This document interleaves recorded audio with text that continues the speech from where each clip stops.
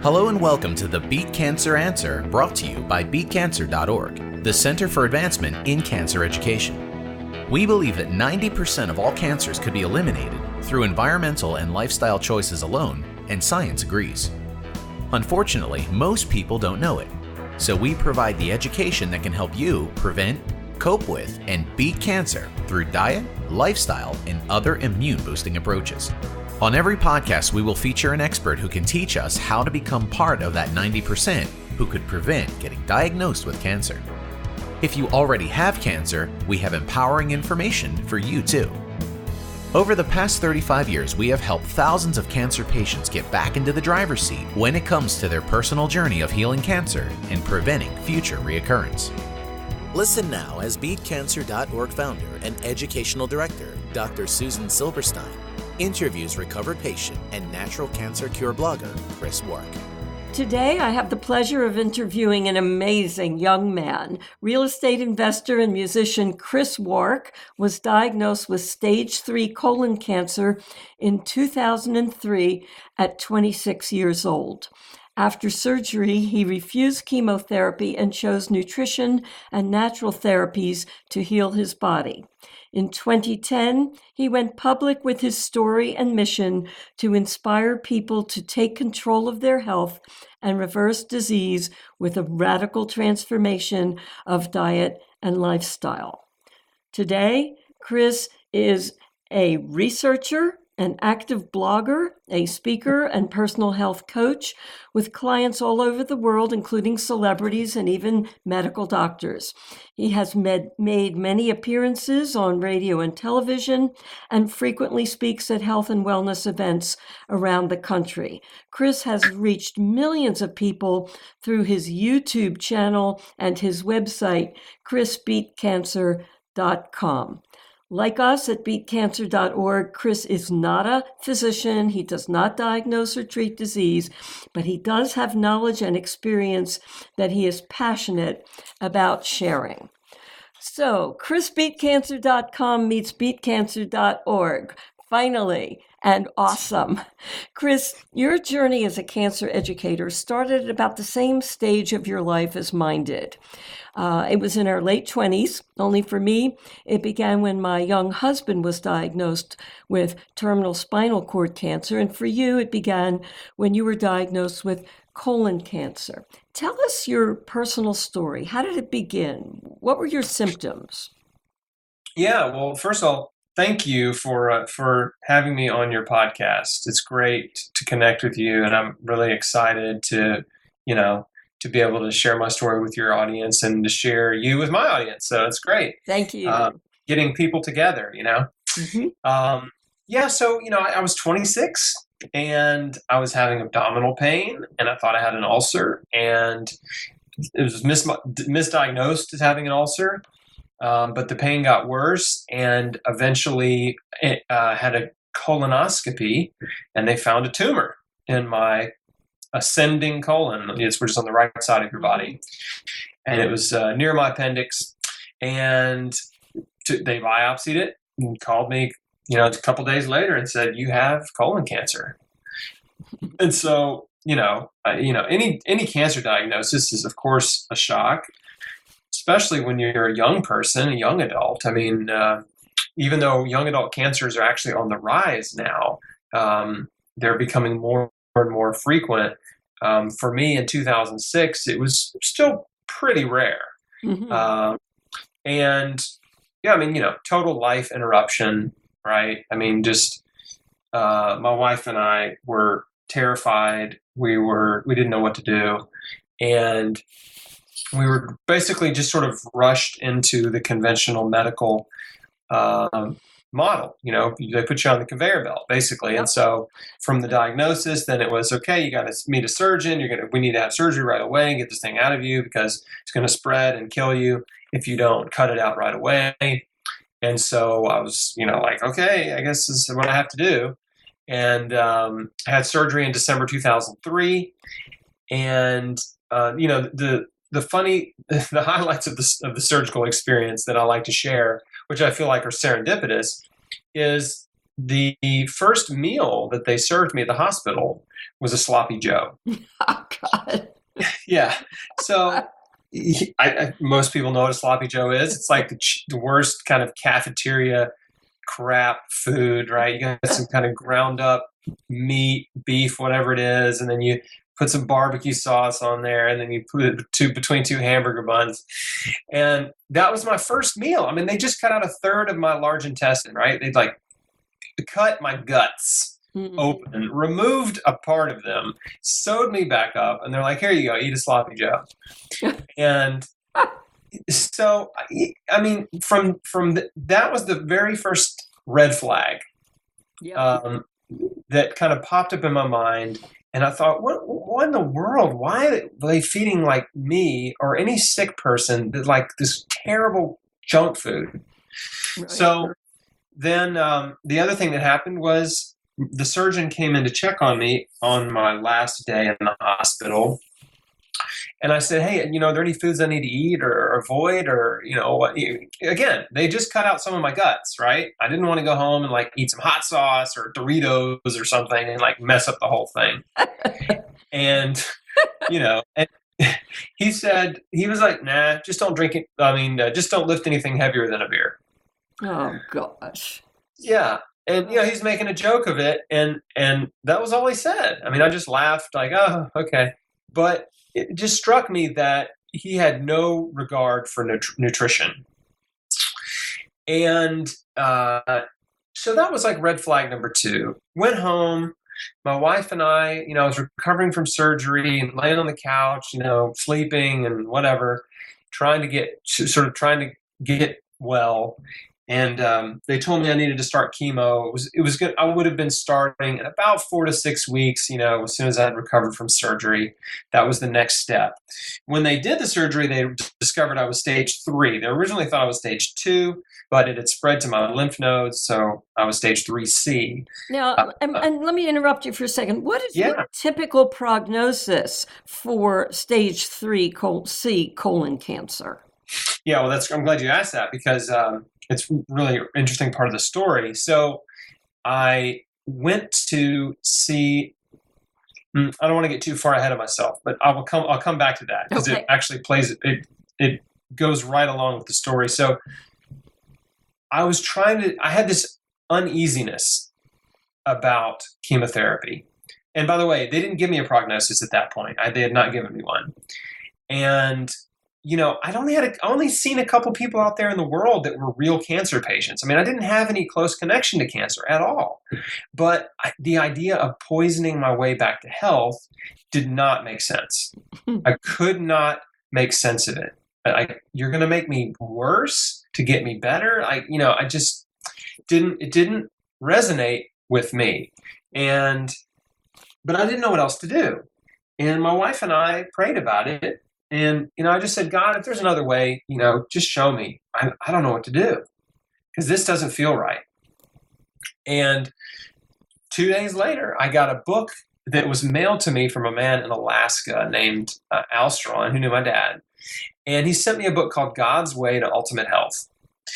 This is a book that was written by a man named George Malcolmus. Oh, I know him well. Yeah. So George he was diagnosed with colon cancer back in the 70s. And instead of having surgery, chemo, radiation, he took some advice from someone he knew and started juicing and changed his diet to eating a raw food diet, predominantly about 85% raw diet. And his body healed. He got well. Yeah, right.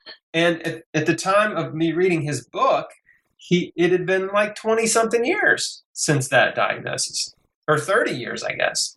George actually spoke for us at a conference that we held, a nutrition conference, and he said the reason he turned down chemo is because his mom died of chemo. That's right. For colon cancer. That's right. That's right.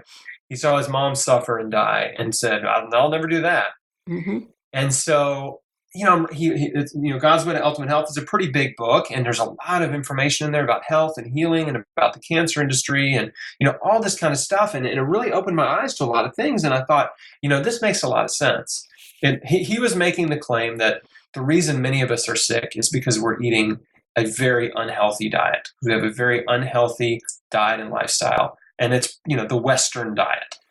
And if we change our diet and our lifestyle, then we change our body, and we can give our body the ability to heal, right? You stop poisoning it and polluting it, and maybe it will heal.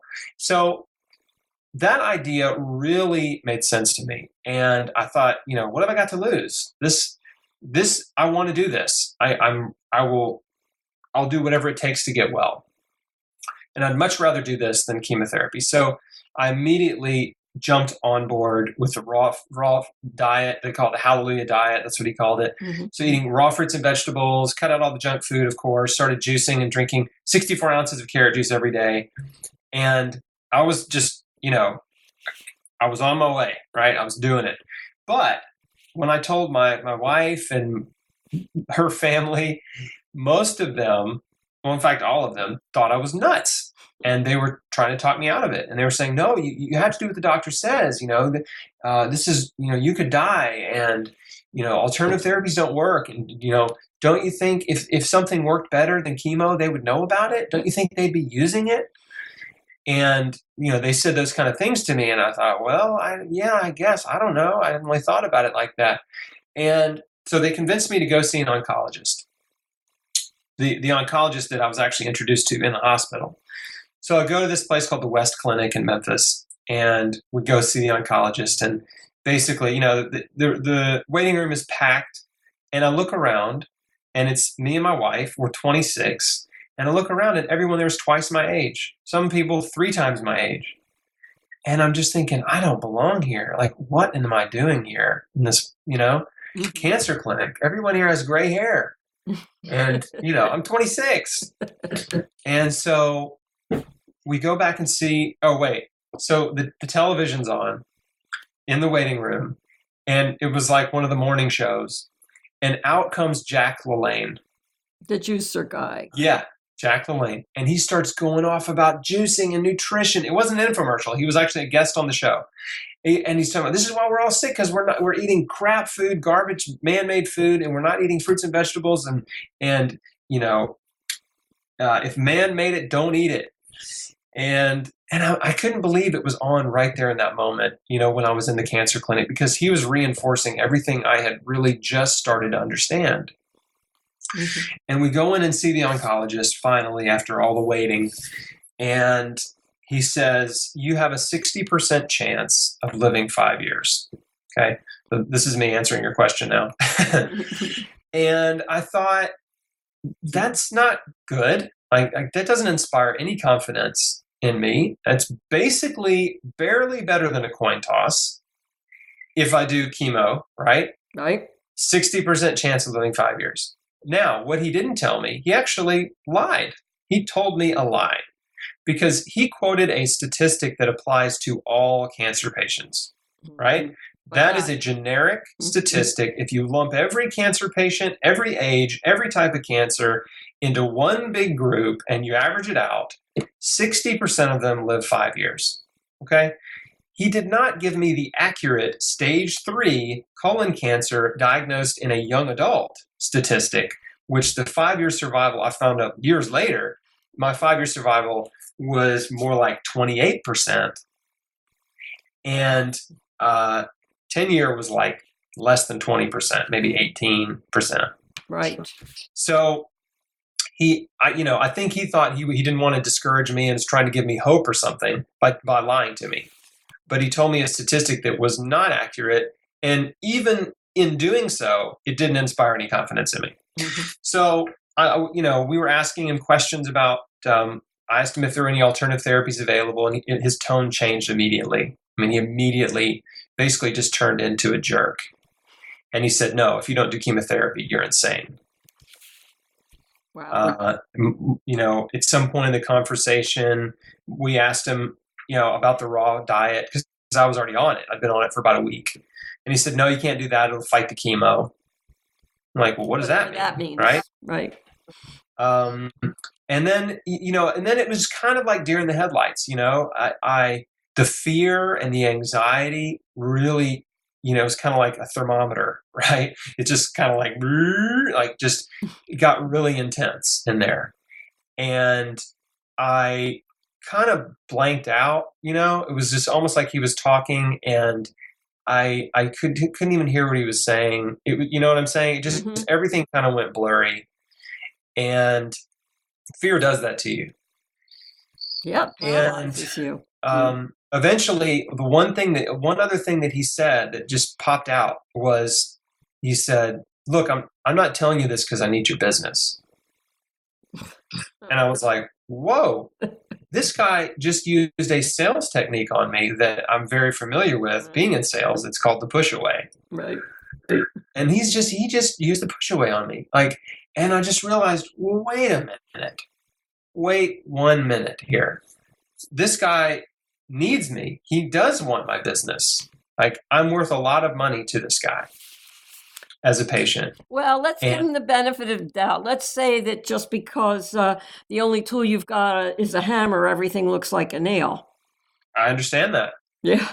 I understand that. And I, honestly, I don't fault, I'm not against oncologists as people, but they have a very limited toolkit. Right. They're trained in a very narrow set of skills, and that is surgery, chemo, and radiation. And those are how we treat cancer. That's how we're trained to treat cancer. And they're educated in such a manner that nutrition is not a part of the, healing is not possible. Nutrition doesn't enter into it. They have no nutritional education. And so that's all they've got. They've got, a hammer, a screwdriver, and, a crowbar, essentially, 3 tools. So, I mean, he was operating in that mode, but he was also very, unkind and arrogant. And so despite all that, I walked out of his office and I made an appointment to get a port put in to start chemotherapy in a few weeks because he had scared me into it. And so I made the appointment. My wife and I walked out into the parking lot and sat in her car, and we held hands and we cried and we prayed again. And we were both so terrified. And, cancer clinics are often like that. They're like a fear factory. And many oncologists, I don't want to say all, but many oncologists use fear to motivate patients to take action, right? Fear is one of the most powerful motivators there is. And especially if your pitch is, if you don't do what I'm saying, you're going to die, right? Yep. Well, nobody wants to die. So, okay, I'll do whatever you say. I just want to live. Well, fortunately, it's sad. Let me say this. It's sad because I've talked to, hundreds and hundreds of cancer patients over the years, and many of them don't have the luxury of time that I had, because I had time to really sit, to really think about these things. Many of them are just rushed into surgery and chemo. Within a few days, they've got them in surgery, they're diagnosed, the next day they're in surgery, and a couple of days later, they're starting chemo. They're on the conveyor belt before they have time to even think about changing their life. But I went home and I still had a couple weeks before this port was going to get put in and start chemo. So I went home and, thought about my life. I thought about this book. I thought about nutrition. I thought about Jack LaLanne. I thought about what the oncologist said to me and how weird that appointment was. And I realized that, I had prayed and I'd asked God to give me another way, and he gave me one. Mm-hmm. And now I had a choice, right? I could choose to follow that path that he gave me, or I could choose to follow the path that everyone else was saying I should go down. And I like to compare it. The analogy that makes the most sense to me is, it's like on one hand, there was a big, wide paved road that everyone was going down. And at the end of that road was a train, and a beautiful modern train. Everybody's going down this road and getting on this beautiful train, and all their needs are met, and they're taken care of, and they're just, whisked off down the line. Robert Frost, The Road Not Taken, huh? Yeah. It's very right. I've quoted that often when I speak. I'll quote that. And then on my other option was hacking my way through the jungle alone, right? In the dark. There's a do not enter sign. and everyone I know is saying, don't go that way. Okay. That's how my options felt. But I knew that the jungle path was the path that I had to take. I just knew that was the path. It was the road less traveled, right? Mm-hmm. And in spite of my fear, because both options were terrifying, even though I have all the support, my needs would be met. I mean, there'd be instant. As soon as you get on the train, the chemo train, you're suffering. And there's no guarantee that there's healing at the end of the line, right? That there's health or healing. And it may be speeding you toward your death. Right. I'm not even sure chemo increases survival more than a couple of percentage points. Well, and it's so convoluted. If you look at all this, and I've poured over so many studies on chemotherapy treatments, and the way they measure success is very different than the way you and I would measure success. So the average person, non-medical person, would measure success as a successful treatment means my cancer is cured, right? That is success. Success is health and healing and cure, and I can go back to my normal life. But the way the cancer industry measures success is we shrunk the tumor. It was a successful treatment. Mm-hmm. So they're touting all kinds of successes constantly. Oh, this drug shrunk a tumor better than the other drug, right? We're shrinking tumors left and right. Or we achieved remission, which is a very temporary, for most cancer patients, a very temporary moment in time where they've shrunk the tumors down small enough to not be detected on a scan, but they're about to come back with a vengeance. And it doesn't correlate necessarily with survival at all. Right. But the average person walking in with cancer doesn't understand these things. And so they hear the language that oncologists use where they're talking about, oh, this treatment, this particular drug has been shown to be very successful with your type of cancer, right? Mm-hmm. They think, oh, it's been very successful. That, okay, well, in their mind, they're thinking it's curing people. But the oncologist knows it's not curing people. He just knows this drug will definitely shrink the tumor to some degree. Right. I have no idea how much, but, it shrinks most tumors of this type. So this is what we want you to do. So yeah, part of my mission with the blog and everything is just trying to educate people on so many things. One is the power of nutrition to promote and sustain and reverse health and reverse disease, right? Right. And then the other part of my mission is to educate people on the cancer industry and just to understand, these aren't bad people, but they're just trained. An oncologist is someone who is paid very well, right, to do what they do, despite the results. So it doesn't matter if you live or die; they will get paid very well. And unfortunately, the incentives are not in your favor. The incentive is for them to treat you. They don't make any more money if you live. Right? They don't get a bonus for saving your life. No, and I've actually had oncologists sit in my office and cry because they haven't really saved any lives.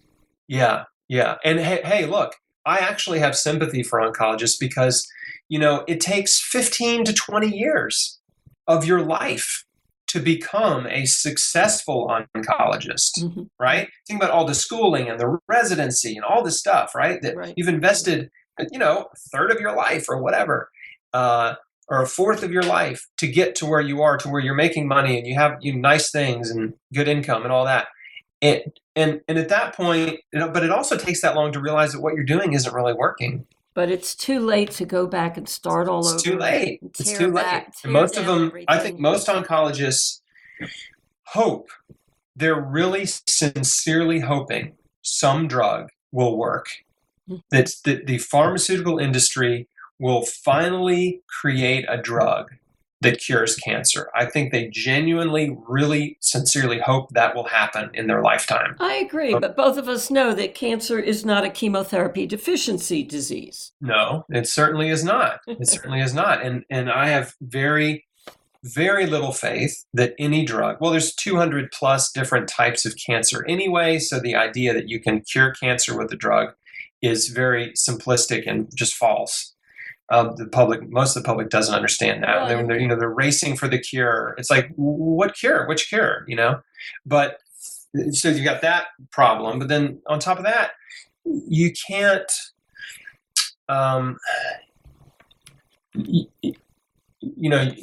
You can't treat a disease that involves the entire body Right. by poisoning the body. And healing cancer is not just about nutrition. There are many components of that body that contribute to health or disease. I agree, absolutely. I think it's really three or four major components. It's your physical nutrition, diet, your exercise, your lifestyle choices like drinking and smoking and drug abuse and prescription drug use, right? Major factors. To a smaller scale, we've got bacteria and viral cancers. In third world countries, liver flukes and liver cancer connected with bacteria and viruses. But then you've got your mental, emotional, and spiritual health. And people that are very sick mentally and emotionally engage in self-destructive behavior, that leads to physical sickness. And so right. I mean, as I started reading and researching and reading other books, and Dr. Richard Schultz, do you know him? Oh, sure, absolutely. Yeah. So Dr. Richard Schultz and his Incurables program and his book, There Are No Incurable Diseases. I mean, it was a real kick in the butt for me. And I mean, I have such a great respect for him because he's such a no BS, tough talking, like just bold voice for healing, and he really inspired me and lit a fire under me to not make any excuses, to pull out all the stops and take control of my health. I mean, it was like George Malcolmus sort of opened the door, and then Dr. Schultz just like kicked me through it. I mean, really. And I've never met him. I'd love to reach out to him and interview him sometime. He was a huge influence on me in 2004, and I just am so thankful for him for the work he's done. But so that year, was the process of me changing my whole life and following this program and just overdosing on nutrition. That was the goal. Like tons of fruits and vegetables, tons of juicing, changing the way I thought, forgiving people that had hurt me, just changing my thoughts and my attitudes and really trusting God to lead me in the process. So you are absolutely right when you say it's not just nutrition. Nutrition's a big component, but I think that stress, the mental, emotional, and spiritual component of health outweighs the physical component. Absolutely. I often talk about the fact that it's not just what you're eating, it's what's eating you. Yeah. And that cancer is primarily and first and foremost a spiritual disease that eventually will somatize in the body. But you've got to prepare that spirit as well. I understand that, absolutely. And I've counseled and coached, again, hundreds of cancer patients, and they all have major stress. They all have major chronic stress in their life, dysfunctional relationships, Absolutely. abuses, traumatic life events, and people they need to forgive, and attitudes they need to let go of, and behaviors they need to stop. And in your case, why do you think you got cancer? Yeah, so I was obviously young. We did some genetic testing, and it was basically inconclusive, so we weren't sure if there was a genetic component there or not. Lynch syndrome is a genetic colon cancer kind of where you can inherit like a proclivity for colon cancer. But anyway, it may have been a factor. Again, the testing was a little bit inconclusive, but here's what I do know. I was eating a terrible diet, right? Junk food diet. I've always been thin, and so I could eat whatever I wanted, and I would just eat fast food and junk food and whatever I wanted. Never gained weight, and so I never worried about eating healthy. Even though my mom was a health nut, and growing up I was exposed to that, and she was always shopping at health food stores and taking supplements, and we always had weird stuff in the pantry. And she had a huge collection of books when I got sick. She had all these books she introduced me to Dr. Schultz. Mm-hmm. She had, like Suzanne Summers' books. She had all the old Paul Bragg books. Yep. Yeah, I mean, just had all these books on health and nutrition and healing, and which was amazing because she'd never needed them, but she was just always so curious about natural health. and then she'd amassed this library. And then when I got sick, it was like, whoa, Mom's got a library of health books. So that was pretty amazing. But what was going on with me is obviously the physical. I wasn't taking care of myself.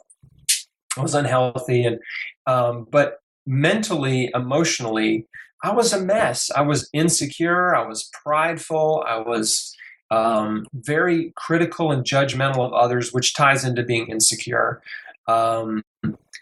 And just a negative person. I was just negative. And even though I was actually involved in a local church and in a pretty good place spiritually, there was still a disconnect there because I was letting my emotions and attitudes, really kind of run wild in a negative way. Mm-hmm. And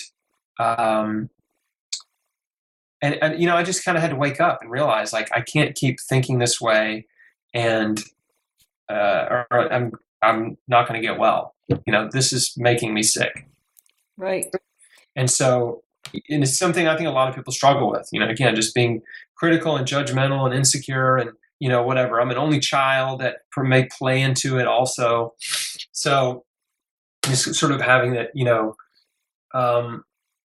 when you just kind of really don't know where your place in the world exactly. I think when you're an only child, versus like, if you have an older brother or sister, you kind of have somebody to look up to. If you're the older one, you already have sort of a leadership role as for your younger siblings. And when you're an only child, you're just kind of trying to figure out who you are. You're half the older. It's like being a half firstborn and half the baby of the family. Well, and I think people in their mid-20s may all be similar in that regard, trying to find out who they are and their place in the world. But I think coupled with your diet, that kind of put you over the top for toxic thoughts and toxic body. Yep.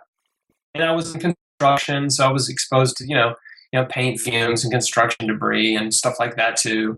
I mean, so there were a lot of factors, and I think, you understand this, and sure. People that start reading and researching cancer. I mean, cancer it's like a perfect storm disease. It doesn't just pop up overnight. It's the result of a convergence of health destroying factors in your life. Yes. Attitudes and behaviors and stuff you may not have control over, like environmental toxins, right? But for whatever reason, they're all there at the right place, right time, wrong time for you. And over time, they wreck your health, wreck your immune system, and you become vulnerable to cancer. And cancer is, essentially it's an immunodeficiency problem, right? Sure. Your immune system is designed to identify and eliminate cancer cells. And when it's not working right, it won't do that, right? Then your body becomes a place where cancer can thrive. And where tumors grow and they grow unchecked, and your body ignores them. And if your body is too busy just trying to keep you alive, right, it's going to prioritize. And if you're not taking care of yourself, if you're nutrient deficient, if you've got parasites and toxic overload and stress, and your hormones are going crazy and your cortisol is through the roof, or if you've been running on cortisol for so long that your cortisol is depressed and you've got adrenal failure or suppression, your body is just can be a total wreck. When your body's a total wreck, then it just can't handle cancer. It's like the straw that breaks the camel's back, right? It's like one too many tasks that your body has to try to address that it just can't. Right, and a healthy body can get rid of thousands of cancer cells every day. And it does. That's right. I mean, that's the difference. And people ask me this, and I talk about it all the time. What's the difference between someone with tumors and someone that doesn't have tumors? It's their immune system. Mm-hmm. It's their immune system, because they both have cancer cells in their body. Right. We all develop cancer cells. We have trillions of cells. Sometimes some of the cells mutate, become cancerous for whatever reason, and the body's like, oh, hey, wait a minute, you don't belong here. And various immune cells will either tell the cell to commit suicide, or they will kill it. Some immune cells will just kill the cell, break it open and kill it. Others will tell it to kill itself. So there's a lot of different mechanisms by which your body eliminates cancer cells. But again, if you're running ragged, burning the candle at both ends, not taking care of yourself, physically, emotionally, spiritually, just a wreck, then your body becomes a place where cancer can thrive. And that's what I see over and over and over again with cancer patients that I talk to. I know that's how it was in my own life.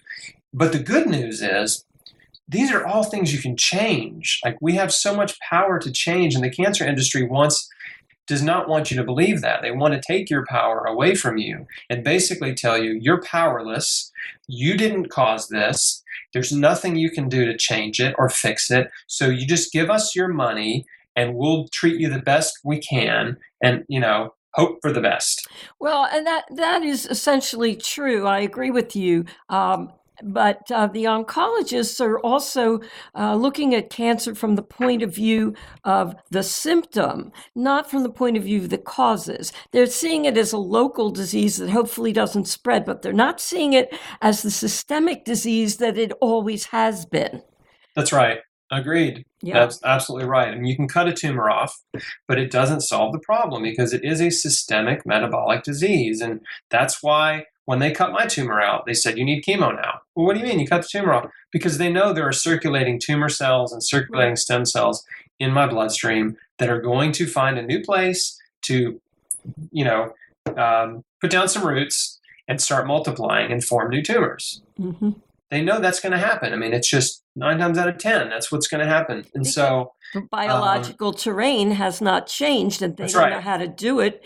If they do use chemo or radiation, then the biological terrain is actually going to be even further damaged. It's up to us to repair that terrain. Yes, you have to repair the terrain, absolutely, and work to create a body and an environment where cancer cannot thrive. And destructive therapies, I mean, they do so much damage to the body. They cause so much oxidative stress. They cause healthy cells to become damaged and DNA damaged and cancerous. They cause existing cancer stem cells to become more aggressive. They destroy your most critical immune producing organs. You destroy your bone marrow, so your immune cells drop to zero. They destroy and injure your liver and your kidneys, your most important detoxification organs. They destroy the lining of your digestive tract, which is actually your first line of defense. That's about 80% of your immune system right there. Of your immune system, yeah, and your digestive tract. I mean, and while we're at it, chemo drugs cause brain damage. They cause hearing loss. They cause lung damage and heart damage. They cause peripheral neuropathy. You lose feeling in your fingers and toes, sometimes permanently. And the list is so long. It is. It's head to toe, right? And yet, if a patient chooses that, and we hope that that person chooses it out of knowledge and not out of fear, but if they do, we don't tell them not to. We support them. We help them be more successful. That is us at BeatCancer.org. You're probably very similar. I agree. No, I completely agree with that. Like, I would never tell someone who was doing chemo, you're wrong. You shouldn't do this. You need to stop. I mean, unless they ask me point blank. But again, it's just my opinion. But I want to support people however they can. If they choose to do chemotherapy, look, it's their choice. I hope they're informed. I hope they understand what they're getting into. But I know that most of them don't. I know that most of them are not informed. They were told very little by their doctor, and they were given false hope. And I mean, we know this from industry studies where they've surveyed cancer patients to find out what they know. And what they expect. I mean, there was a study that came out a year or two ago, and I don't have it fresh on my mind, but the summary of the study was they were studying terminal cancer patients, and they found out that something like 2/3 of them didn't even know the treatments they were getting were not curative. Mm-hmm. Like, so 60-something% of these patients thought they were getting treatments that could cure them when the oncologists knew all along that they were only giving them palliative care. That's pretty sad, isn't it? It is. I mean, it's criminal. It is really criminal, that lack of disclosure, and that's something I would say to an oncologist's face is, that's like a lie of omission. You know what I'm saying? Well, when you don't tell someone the whole truth. But a lot of patients don't even want to know. If they don't ask, they don't want to know. At any rate, so we've talked about the Hallelujah Diet and the Incurables program. Tell us some of your other favorite natural therapies for cancer. Yeah. So let's see. I think for any cancer patient, if we start with nutrition, they need to eat tons of fruits and vegetables. I don't like to put a whole lot of rules on it because I think there's so much good stuff in fruits and vegetables. And I think you can get a little bit obsessive when you're trying to well, can I eat a blueberry at the same time as an apple? You know what I'm saying? Like food combining. So I'm not a big proponent of that, but I'm a big proponent of eating food from the earth that's organic and fresh, and eating as much of it as you need, and cutting out animal products for a season. Some people for life, but some people it's just for a season to cut out all animal products. And sometimes that involves grains as well. So starting with, nutrition, lots of juicing. Yep. I did vitamin C IV therapy for a season in 2004. Now you also took a lot of nutritional supplements, but you caution that that's not so wise if you don't change certain of the fundamentals. Right? Absolutely. Yeah. I found a naturopathic type doctor. He's not a naturopath, but he was very much integrative, holistic minded. His name's John Smothers. He's in Memphis. And he's a clinical nutritionist. And so he had me do a lot of testing. And we did saliva tests, we did hair analysis, we did urine tests, stool, and of course, and blood work. And so he was looking at the big picture, right? And trying to help me figure out what was happening in my body. And I alluded to this earlier, but what we discovered right away was I had some critical mineral deficiencies. I had basically no selenium in my body whatsoever. I had very low potassium and pretty low sodium too, but potassium is really, really important with cancer. Low sodium's okay, but very low potassium. My adrenals were shot, so my cortisol output was below, it was suppressed. And that was, adrenal exhaustion. Hair analysis found elevated levels of aluminum in my hair. And I want to say lead. I think we had lead as well. I need to look at that. I've looked at it forever. And blood work showed my white blood count was very low. Mm-hmm. It was like suppression, like immunosuppression. It was like around 3,000. And that's very, very low. It should be between 5 and 10. And so, there was a lot of stuff happening in my body.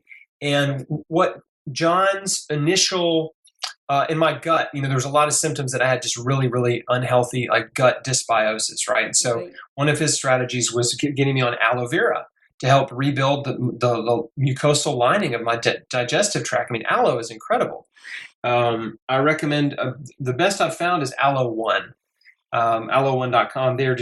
It's the highest quality aloe I've ever seen. It's hand filleted, it's frozen immediately and shipped to you frozen.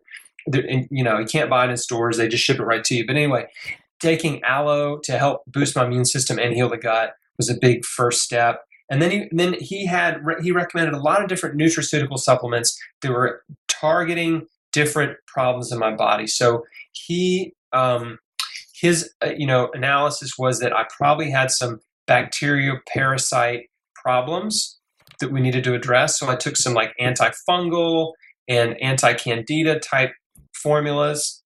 And I was taking immune boosting supplements. I was taking some nutritional supplements to remedy, the deficiency I had, and then also like adrenal support supplements. So I don't like to recommend just supplements just for the sake of supplements, because I think you need to know what's going on. Yes, you have to have a biochemically individualized program. Yeah, sure. Yeah. I mean, if your vitamin D is not low, you don't need to take vitamin D. But a lot of cancer patients try to get their vitamin D levels up around 70, which is very high. And it's, I think that's a good idea. Most people are low in D and they're low in B12. And so, but the point you made earlier is, there's sort of a common attitude among people, not just cancer patients, right? And we've been conditioned into this magic bulletism, right? Yep. And it starts with the pharmaceutical industry because they have the pill for your problem, right? And so we've been indoctrinated in this, there's a pill to fix my problem mentality. And so when people, even when they decide, I don't want to take a pharmaceutical drug, to fix my problem, they still carry over that, isn't there one Right. herbal supplement to fix my problem, right? And so I see, and you see, I'm sure people sometimes, they get caught up in, chasing after some miracle cure or super supplement or whatever that they think is going to fix their problem. Plugging in an alternative in the same old allopathic equation. That's right. And so supplements can certainly help. They can certainly address and target some key problems and issues and needs in the body. But nutrition is the foundation of health. Yeah. And so if you don't get the nutrition right, or you don't even pay attention to nutrition, you think you're just going to take a bunch of supplements and get better, I think you're making a mistake and probably won't get well. So, there are certainly a few stories out there about somebody that they just did one thing and it worked. And well, that's awesome, right? They just found that one thing that actually worked for them and it's great. But I think that's not a good approach, right? My approach was to do everything I could find and afford to just massively and radically change my whole life. And so I really can't encourage people to do any less. Right. If you want to give yourself the best chance of success, of getting well, you need to imitate the people that have done it before you. And the vast majority of cancer patients that I've interviewed on Chris Beat Cancer, and I'm sure you have too, they change everything. They change everything. And so, let's imitate successful people. You want to build a successful business? You learn from successful people. You want to get well? Hey, why don't we try to emulate and learn from people that have gotten well? What did they do? What did they not do? Right. And I was really intrigued about how similar our two websites are, not just in the Beat Cancer name, but also our message and the success stories and the books and the blogs on nutrition and the therapies. Is just really amazing. And also the cancer coaching. Now, I noticed that you have done a lot of coaching, but you're not taking on any new coaching clients right now? Yeah, I had to put it on hold because my schedule just got so busy. That I just had to put it on hold. And I just love so much just talking to people one-on-one. Well, that's what we do as well. So, I just want you and our listeners to know that BeatCancer.Org is still available to provide the kind of coaching that Chris does so well. And we do that by telephone, and we do it on an optional donation basis. So don't feel that if you can't get the help directly from Chris, that you won't get able to get similar help from us. Chris, we could go for hours, the two of us. I know that. Oh, yeah. I truly thank you for your time today and also your tireless commitment to the cause over the years. And I really look forward to collaborating with you going forward. Well, Susan, thank you so much. It was a thrill to talk with you. Thank you for the good work you're doing. I mean, look, we're on the same team, just trying to share in the truth, that the body can heal. Yep. And that's the deal. Your body can heal if you're willing to take control of it and change your life. It can heal. And, here, I'll close with a quote that I one of my favorite quotes from Dr. Schultz. He's got so many, but this quote: "Getting well is easy. It is getting sick that takes years of constant, dedicated hard work." I love it. I love it. He's right. I mean, you didn't get sick overnight. It took many years of not taking care of yourself, but you can get well. And so I'm just thrilled. This is a really exciting time because when I was trying to get well in 2004, I didn't find squat on the internet. There was nothing there. Let alone back in the 1970s when there was no internet and I was researching. Yeah, there was nothing. I say nothing, but what I mean is I didn't find anything. Everything I learned came from just a handful of books. You read a book and it mentions another book and then you find that book. It's just like I went from book to book And that's all I had. And now we have, I hate to say too much information because I know people do tend to get very confused with all the options available to them. Absolutely. But it really is a positive problem because we have, your site and my site alone, I've interviewed 50 people who've healed cancer, all stages, all types. You've interviewed tons of people. I have no idea how many. And that's just two of us. And there's tons more of testimonials on YouTube and Facebook. Just everywhere. I'm seeing more and more people step up, kind of coming out of the woodwork, right, and saying, hey, yeah, I healed cancer, I healed MS, I healed, whatever, just fill in the blank, incurable disease by changing my diet and lifestyle and my attitude and even changing my whole life. And it's exciting. I think we are seeing a huge shift in consciousness about health, about sickness, about disease, healing, medicine, all of it. Yeah, for sure. And, the industry is, they tried to ignore it for a long time, but now look at medical marijuana, right? Yep. It's doctors, I read something yesterday. It was something like 80% of doctors in this one survey said that they were open to medical marijuana, to relieve symptoms or potentially help. They just wanted to know. They were completely open to it. Now, won't it be exciting when they also say, and you should eat hemp seeds too? Hey, every day. Right, me too. I love hemp seeds. I throw them in my oatmeal. I put them in my fruit smoothies. Yeah, that's what I do too. Thank you so much for joining us on the Beat Cancer Answer. If you learned just one thing today about how to prevent, cope with, or beat cancer, then we have succeeded in our mission. For more information or assistance, visit our website at BeatCancer.Org. Remember to sign up for our educational email series and get your free gift. Join in the conversation on Facebook, Twitter, or Google+, where you can meet others who think just like you. We appreciate all of your feedback and love your suggestions. Please also remember to rate us on iTunes. Your positive ratings help us to get discovered so we can save more lives. Thank you again for listening, and best wishes for good health from all of us at BeatCancer.Org.